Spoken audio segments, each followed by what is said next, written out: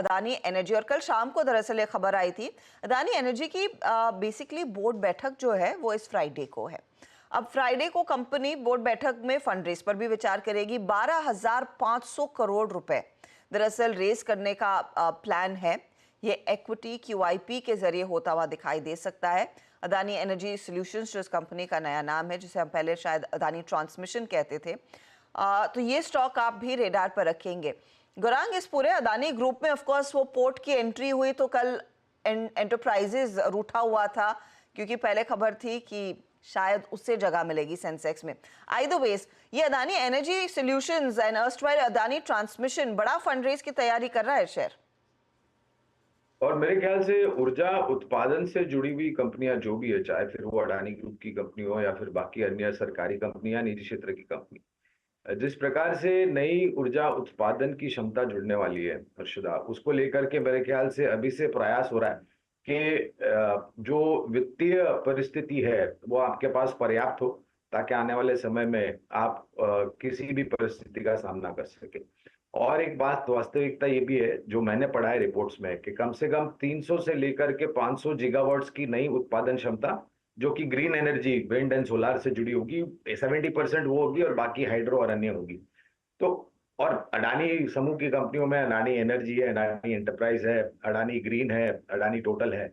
ये सब कंपनियां बहुत ही सक्षम और मजबूत हैं और कामकाज को लेकर के मेरे ख्याल से आने वाले भविष्य में एक स्पष्ट रूप से रणनीति मैनेजमेंट सामने लेकर चल रही है। बिल्कुल, इसमें एक चीज़ है हर्षदा,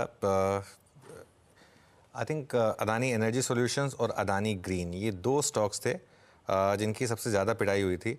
और क्योंकि ये दोनों सबसे महंगे स्टॉक्स भी थे। आई थिंक इनमें से एक का P 100 का है, एक का P 300 का है। अदानी ग्रुप स्टॉक्स में भी एक स्टॉक जो सबसे कम पिटा था वो था अदानी पोर्ट्स, और सबसे पहले उसी ने ऑल टाइम हाई भी लगाया। ठीक है ना। तो ये एक इंटरेस्टिंग चीज़ रही है कि फंड रेजिंग कहाँ पर हो रही है। लेकिन इसमें एक लेसन रहा है पिछले 4-5 साल में कि वैल्यूएशंस और फंडामेंटल्स भी मैटर करते हैं। इवन अगर आप मोमेंटम प्ले में भी हैं, उसमें भी उन स्टॉक्स में कम पिटाई हुई थी जहां पर एटलीस्ट फंडामेंटल स्ट्रांग थे, जैसे कि अदानी पोर्ट्स, जैसे कि अंबुजा सीमेंट, जैसे कि ACC, वो सबसे कम गिरे और सबसे पहले पुराने हाई पे भी आए। तो ये एक और इंटरेस्टिंग लेसन था। खैर अब तो सारे ही स्टॉक्स ऑलमोस्ट आ गए हैं अपने हाईस पर। आई थिंक हिंडनबर्ग की रिपोर्ट के बाद वाले जो स्टॉक्स हैं उनमें सिर्फ यही दो स्टॉक्स हैं जो अभी भी उन लेवल से नीचे हैं, बाकी सारे तो वापस ऊपर आ गए उन लेवल से। जी हाँ, काफी स्ट्रॉन्ग पुल बैक देखने को मिला है वहां पर। ऑफ कोर्स GQG का कॉन्फिडेंस भी काम आया है। अच्छा, अदानी एंटरप्राइजेस की आज बोर्ड बैठक है बाय द वे, जो अपडेट आ रहा है कि यहाँ पर फंड रेज ये भी करेंगे। तो पूरा अदानी समूह, आप वैसे ध्यान रखिएगा, रेडार पर रहेगा। इस पर आप एक टेक्निकल पर्सपेक्टिव दीजिए Ashish Baheti ji. Adani enterprises, Adani energy, charts पर किन लेवल्स पर अब नजरें रखनी चाहिए?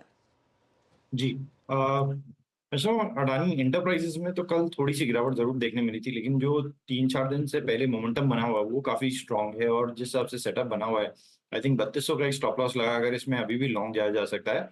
जो टारगेट्स इसके निकल कर आ रहे हैं 3450 तक का जोन इसमें देखने मिल सकता है। अगर एनर्जी सॉल्यूशंस की बात, अडानी एनर्जी सॉल्यूशंस की बात करें तो यहाँ का चार्ट सेटअप काफी अच्छा बना हुआ है कंपेयर टू अडानी एंटरप्राइज।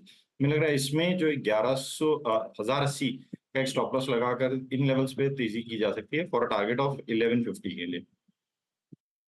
तो 1150 के लिए एक अपॉर्चुनिटी शायद देखने को मिल सकती है। ध्यान रखिएगा, फ्राइडे को दरअसल वो बोर्ड बैठक है फंड रेज के लिए, और एक साइजेबल फंड रेज होगा 12,500 करोड़ का। चलिए, तो ये स्टॉक्स आप रेडार पर रखिएगा।